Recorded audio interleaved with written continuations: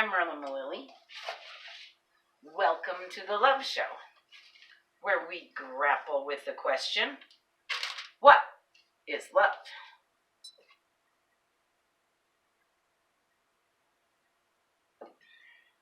Today we want to know,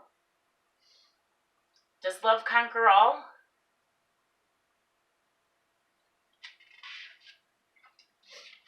Brianna Smalley at the HuffPost wrote a nice article in 2017 entitled Love Conquers All, period. She starts by saying, the purity and essence, this is a quote, the purity and essence of love, the ultimate energy on this planet that we get to experience and share and grow through, conquers all. Every religion, each culture, and ultimately each species can be peeled back layer by layer to its core of love. End quote.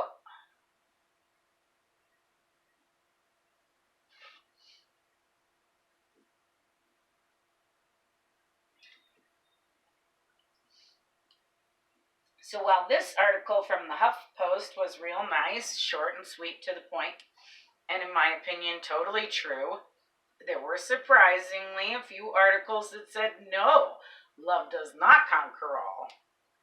But I beg to differ with statements made by Bold.com, who had an article entitled Love Doesn't, in all caps, Conquer All, 10 Harsh Truths About Relationships by Crystal Crowder. Now, relationships, once you throw that in there, I think you're talking about sex more than you're talking about actual love, and I'll talk more about that. But, excuse me, Crystal Crowder says, supposedly you fall in love and everything magically works out. Okay, so maybe it does in one of those Hallmark romance movies at Christmas, but for the rest of us, it's a little more complicated, end quote. Crystal, it's way more complicated. Way more complicated than a Hallmark movie, for sure.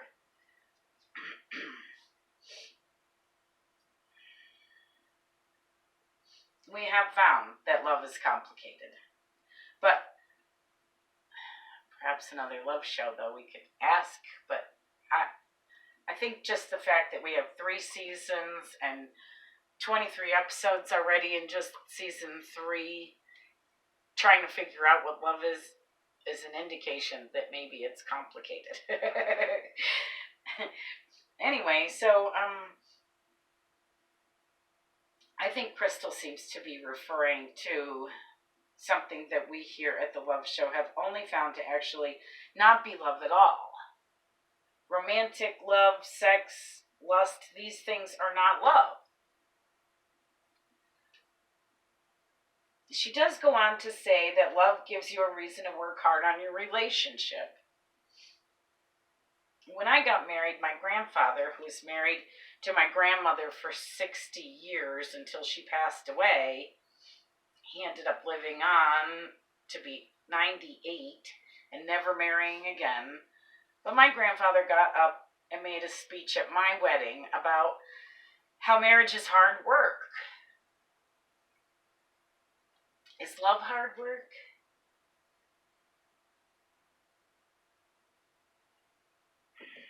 Another love show, perhaps.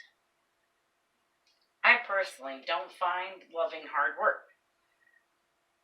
But I think that might just be me. I'm not sure. I've always been this way. It has always come natural to me to love people and animals and nature. I just have always been easy to love things. And people, particularly, my mom always tells a story of how when I was a little kid in the grocery store in the little basket, that I would find the grumpiest person in the store and I would make them smile. That was like my goal. Every time I went into grocery store with my mother when I was a little kid. And I would make them smile. I think that was love. Love for my fellow human beings. And they seemed to return it with a smile. It's nice.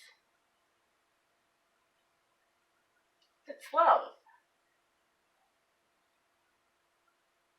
We have also talked about how when love is not reciprocated, that it seems to taint the love somehow. It makes it turn sour and resentful. Sometimes it even sparks anger and revenge. Ironically, kind of makes love not love anymore. Gets canceled out like in algebra.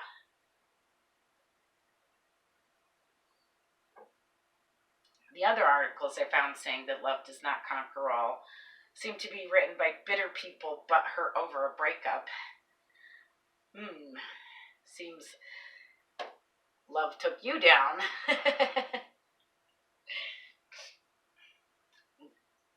Breakups happen, people. Sometimes they're for the better.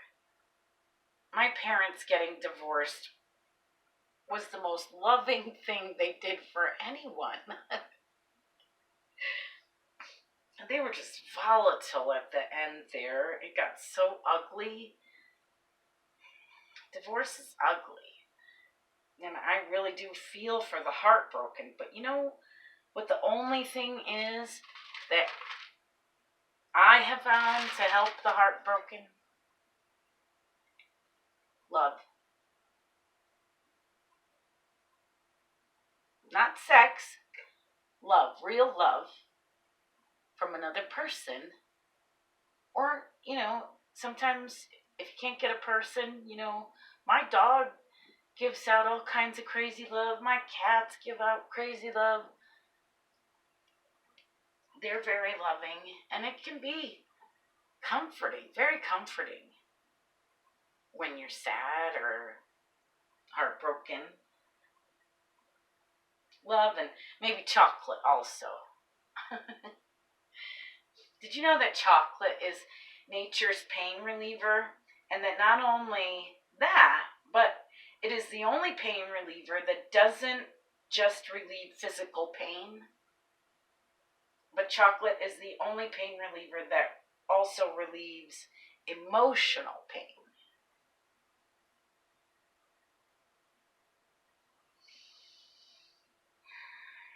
Is chocolate love? Yet another love show. But that is not our question. Today we are asking, does love conquer all? What does conquer really mean anyway? Merriam-Webster says that it is a transitive verb that means to gain or acquire by force of arms. Subjugate, in all caps. Conquer territory. To overcome by force of arms. Vanquish, also in all caps. Conquered the enemy. To gain mastery over or win by overcoming obstacles or opposition. Conquered the mountain. To overcome by mental or moral power. Surmount, also in all caps. Conquered her fear. Intransitive verb, to be victorious. So the difference between a transitive and an intransitive verb are objects. Is objects. Difference. Are objects. Transitive verbs accept one or more objects versus intransitive, which do not have objects. Now, that's not physical objects per se, but the object of the verb, the word that follows the verb in the sentence. Complicated. So if I were to say, I conquered Rome, then conquered would be transitive. Rome, the object. But we are not saying that. We are saying love conquers all. Is all the object? Can all be an object? It does come after conquered. It does seem like the better definition is for intransitive, to be victorious. Is love victorious over all? I would say so. In Rome, they have a saying, Veni, vidi, vici. It means I came, I saw, I conquered. To say I conquered that way would be intransitive. Perhaps there is something to an actual object being involved. Regardless, it seems to mean won. I won. It seems to say I conquered would mean I won. To say Rome conquered would mean Rome won. To say love conquers means love wins. Does love always win? Does love win all?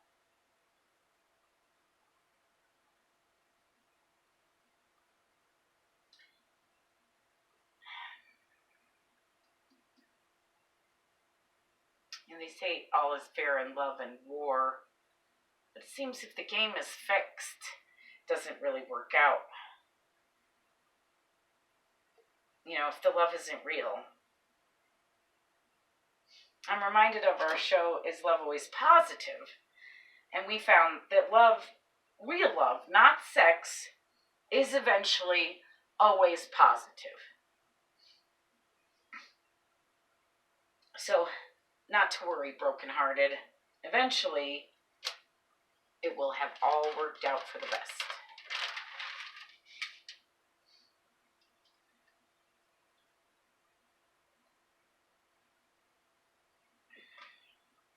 I was watching this comedian on The Late Show with Stephen Colbert, Kate Willett, and she spoke of the generation gap between her and her mom. She says, her mom says things like, I think it's really sad that girls your age hook up with these loser guys who just leave. And she says that she thinks it's a lot better than the days when women hooked up with loser guys who just stayed. See, sometimes it can be for the best.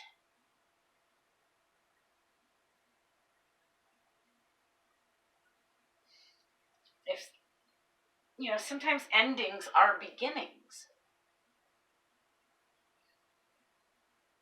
If it's for all the wrong reasons and you're not actually in a relationship for love, or the other person isn't in it for love, then it comes to an end. It fizzles out. Hang in there, heartbroken. It will get better. Sometimes breakups happen so we can love ourselves and get to know ourselves. We found in our self-love episode that one must love oneself before one is capable of loving another. So if you happen upon a relationship when you did not love yourself, and you went through with this thing anyway, it's bound to crash apart unless you first love yourself.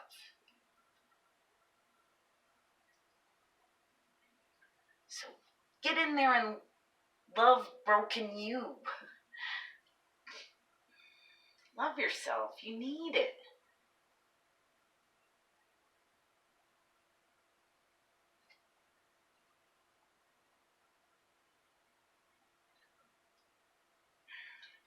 So does love conquer all?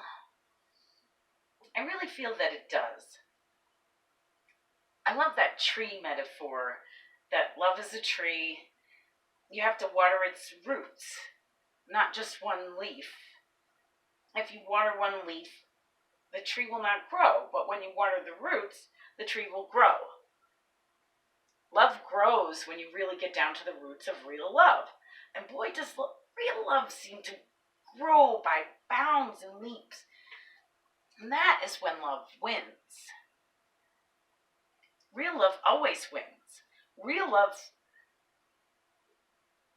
friends, always grows and conquers.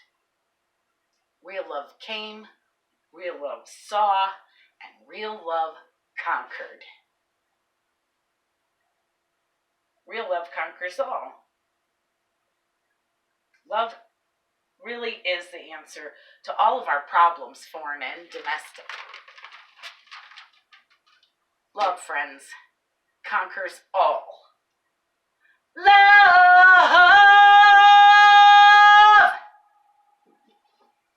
I love you. Thanks for watching.